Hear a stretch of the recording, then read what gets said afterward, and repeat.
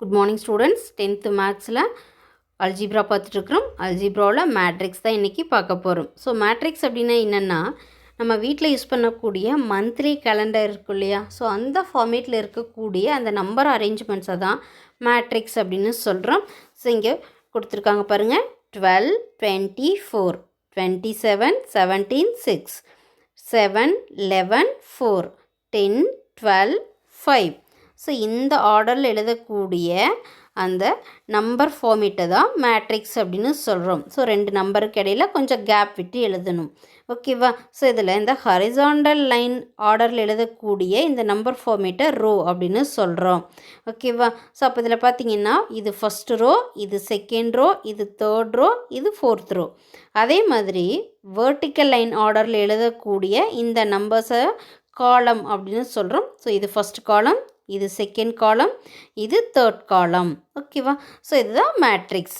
So இப்போ அடுத்ததான் மேட்ரிக்ஸோட டெஃபினிஷன் பார்க்கலாம். A matrix is a rectangular array of elements.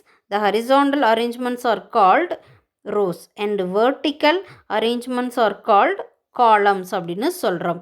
அதாவது மேட்ரிக்ஸ் அப்படின்னு என்னென்னா, ரெக்டாங்குலர் அரே, செவ்வக வடிவு அமைப்பில் எழுதக்கூடிய அந்த எண்களோட தொகுப்பை தான் இங்கே மேட்ரிக்ஸ், அணிகள் அப்படின்னு சொல்கிறோம். ஓகேவா? அதில் ஹரிசாண்டல் அரேஞ்ச்மெண்ட்ஸை வந்து ரோ அப்படின்னு என்னது, நிறை அப்படின்னு சொல்கிறோம். அதே மாதிரி வெர்டிக்கல் அரேஞ்ச்மெண்ட்ஸை வந்து காலம், நிரல் அப்படின்னு சொல்லுவோம். ஓகேவா? ஸோ இதுதான் மேட்ரிக்ஸினோட டெஃபினிஷன். அடுத்ததாக மேட்ரிக்ஸினுடைய எக்ஸாம்பிள் பார்க்கலாம். 4, 8, 0, 1, 9, -2. ஸோ இதுதான் ஒரு மேட்ரிக்ஸு. ஸோ இந்த மேட்ரிக்ஸினுடைய நேமை வந்து கேபிட்டல் லெட்டர்ஸில் தான் ரெப்ரசன்ட் பண்ணணும்.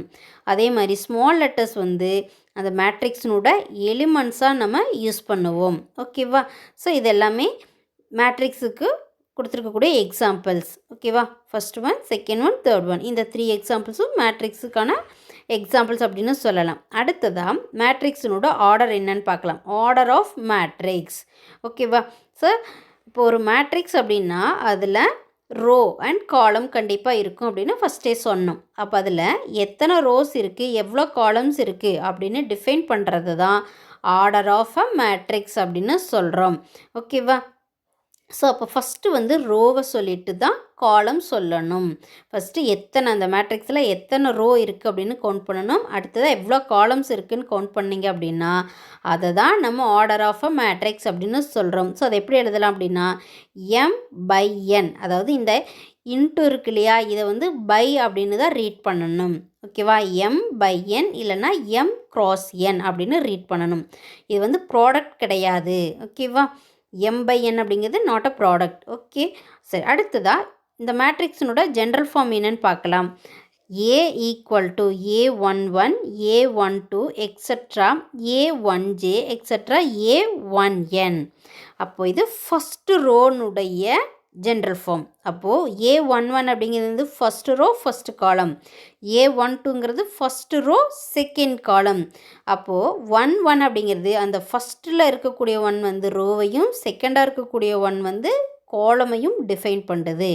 அதே மாதிரி A21 அப்போ என்னது, second ரோவில் first column. A22 second row, second column. So இந்த மாதிரி எழுதிட்டே போகலாம். அடுத்ததாக AM1 mth ரோவில் first column. AM2 mth ரோவில் second column, extra AMN mth ரோவில் nth காலம். ஸோ அதுதான் இங்கே சொல்கிறாங்க. அப்போது நம்ம இந்த மாதிரி எத்தனை ரோ எத்தனை காலம்ஸ் வச்சும் நம்ம மேட்ரிக்ஸ் எழுதணும். இவ்வளோ தான் எழுதணும், இத்தனை ரோ தான் இருக்கணும், இவ்வளோ காலம்ஸ் தான் இருக்கணும் அப்படிங்கிறதெல்லாம் எதுவும் இல்லை. நம்ம எவ்வளோ காலம்ஸ் எவ்வளோ ரோஸ் வேணாலும் வச்சு இங்கே மேட்ரிக்ஸ் ஃபார்ம் பண்ண முடியும். ஓகேவா?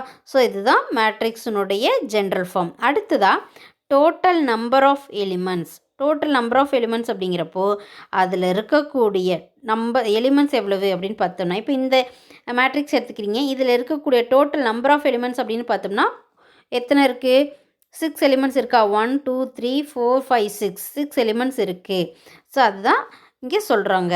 இல்லைனா அந்த ஆர்டரை மல்டிப்ளை பண்ணி பார்த்தீங்கன்னாலும் நமக்கு எவ்வளோ ரோ எத்தனை எலிமெண்ட்ஸ் இருக்குது அப்படிங்கிறதும் தெரிஞ்சிடும். சரி, இப்போ இதை பேஸ் பண்ணி ஒரு சம் பார்க்கலாம்.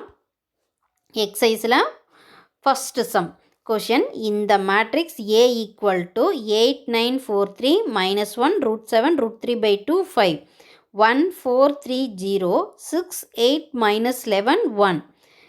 Question, write first one the number of elements, second one the order of the matrix, third one write the elements of A22, A23, A24, A34, A43, A44. இதுதான் கொஷின். ஃபஸ்ட்டு வந்து நம்ம என்ன பண்ணலாம் அப்படின்னா கொடுத்துருக்கக்கூடிய மேட்ரிக்ஸ் எழுதிக்கலாம். 8943 minus 1 root 7 root 3 by 2 5 1430 6 8 minus 11 1. So matrix எழுதியாச்சு. First question என்ன கேட்டிருந்தாங்க, நம்பர் ஆஃப் எலிமெண்ட்ஸ் எவ்வளோன்னு கேட்டிருந்தாங்க இல்லையா. அப்போ இந்த மேட்ரிக்ஸில் டோட்டலாக எவ்வளோ எலிமெண்ட்ஸ் இருக்குது, 1 2 3 4 5 6 7 8 9 10 11 12 13 14 15 16. அப்போது the number of elements equal to 16 elements இருக்குது அப்படின்னு எழுதிக்கிறோம். அடுத்து second question, the order of the matrix. So அந்த மேட்ரிக்ஸினோட ஆர்டர் என்ன அப்படின்னு கேட்டிருக்காங்க. அப்போ ஆர்டர் அப்படிங்கிறப்போ என்ன வேணும், நமக்கு ரோவும் காலமும் தேவை. அப்போ இந்த மேட்ரிக்ஸில் எத்தனை ரோ இருக்குது எத்தனை காலம்ஸ் இருக்குது அப்படின்னு கவுண்ட் பண்ணலாம். இது first row, second row, third row, fourth row. அப்போ 4 ரோஸ் இருக்குது. காலம் அப்படின்னா இது ஃபஸ்ட்டு காலம், செகண்ட் காலம், தேர்ட் காலம், ஃபோர்த் காலம். அப்போது 4 ரோஸ் இருக்குது, 4 காலம்ஸ் இருக்குது. அப்போ நம்ம என்ன எழுதிக்கலாம், 4/4ன்னு எழுதுகிறோம். ஓகேவா, 4/4 R 4 cross 4. The order of the matrix equal to 4/4 அப்படின்னு எழுதிக்கிறோம். அடுத்ததாக இங்கே பிளேஸ் வேல்யூ கேட்டிருக்காங்க. என்னது, A22ங்கிற பிளேஸில் என்ன எலிமெண்ட்ஸ் இருக்குது. அப்போ அதுக்கு நம்ம வந்து ஜென்ரல் ஃபார்ம் தான் இங்கே யூஸ் பண்ணுறோம். அப்போ இங்கே என்னது, 8ங்கிற இந்த எலிமெண்ட்ஸோட place A11, A12, A13, A14. அடுத்ததாக A21, A22, A23, A24. So அந்த மாதிரி எழுதிக்கலாம். ஸோ இது எழுதிட்டிங்கன்னா உங்களுக்கு பார்த்து எழுதுறதுக்கு ஈஸியாக இருக்கும். இப்போ பார்த்தீங்கன்னா A22 அப்படின்னா A22 அப்படிங்கிறது இந்த 2 வந்து ரோவையும் இந்த 2 வந்து காலமையும் டிஃபைட் பண்ணுது. அப்போது செகண்ட் ரோவில் இது செகண்ட் ரோ, செகண்ட் காலம் இது செகண்ட் காலம். அப்போ இந்த ரெண்டும் இருக்கக்கூடிய பிளேஸ் என்னது, √7. செகண்ட் ரோவில் செகண்ட் காலம் வரக்கூடிய எலிமெண்ட் என்னது, √7. ஸோ அதை எழுதிக்கலாம். அடுத்ததாக A23 செகண்ட் ரோவில் தேர்ட் காலம், இது √3/2. அடுத்ததாக A24 செகண்ட் ரோவில் ஃபோர்த்து காலம் 5, அதை எழுதிக்கிறோம். அடுத்ததாக A34 என்னது, தேர்ட் ரோவில் ஃபோர்த்து காலம், இது தேர்ட் ரோ, ஃபோர்த்து காலம் வந்து இது. அப்போ என்னது, இங்கே 0. ஸோ அதை எடுத்து எழுதிக்கலாம். அடுத்ததாக ஃபோர்த் ரோவில் தேர்ட் காலம் A43. அப்போ என்ன வரும் நமக்கு, -11. அடுத்ததாக A44 ஃபோர்த் ரோவில் ஃபோர்த்து காலம் 1.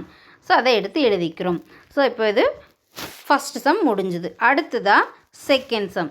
செகண்ட் சம் பார்த்தீங்கன்னா கொஷின் என்னது, if a matrix has 18 elements, what are the possible orders it can have? What it has 6 elements.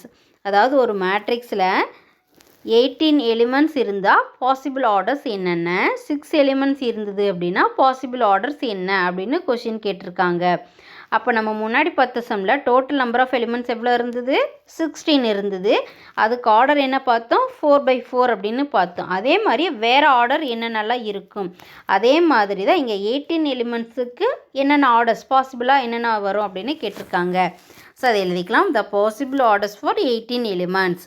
So அப்போது ஒரே ரோவில் 18 எலிமெண்ட்ஸ் வந்தால் அங்கே 18 எலிமெண்ட்ஸ் இருக்கும். அதே மாதிரி 2 ரோஸில் 9 காலம்ஸ் இருக்கலாம், 3 ரோஸில் 6 காலம்ஸ் இருக்கலாம். ஸோ இந்த மாதிரி நம்ம எழுதுகிறோம். அப்போது 1/18, 2/9, 3/6, 6/3, 9/2, 18/1. ஸோ இது எல்லாமே பாசிபிள் ஆர்டர்ஸ். இதை மல்டிப்ளை பண்ணி பாருங்கள். இங்கே 2 9s are 18 வருதா, அப்போ அங்கே 18 எலிமெண்ட்ஸ் வரும். ஓகேவா. அடுத்ததாக 6 எலிமெண்ட்ஸுக்கு என்னென்னு பார்த்தோம்னா, த possible orders for 6 elements 1/6, 2/3, 3/2, 6/1. So இது வந்து 6 எலிமெண்ட்ஸுக்கான பாசிபிள் ஆர்டர்ஸ். ஓகே, இதோட இந்த சம் முடிஞ்சது. இப்போ எக்ஸசைஸில் நம்ம 2 சம் பார்த்துருக்குறோம். உங்களுக்கு ஹோம்ஒர்க் பார்த்தீங்க அப்படின்னா, எக்ஸாம்பிள் 3 பாயிண்ட் ஓகேவா. Example 3.53, example 3.53 and 3.54. ஸோ இந்த ரெண்டு சம்மும் சேம் இதே மாடலில் இருக்கும். ஸோ அந்த ரெண்டு சம்மையும் கிளாஸ் ஒர்க் நோட்டில் போட்டு வைங்க. ஏதாவது டவுட் இருந்தது அப்படின்னா கேளுங்க. Thank you students.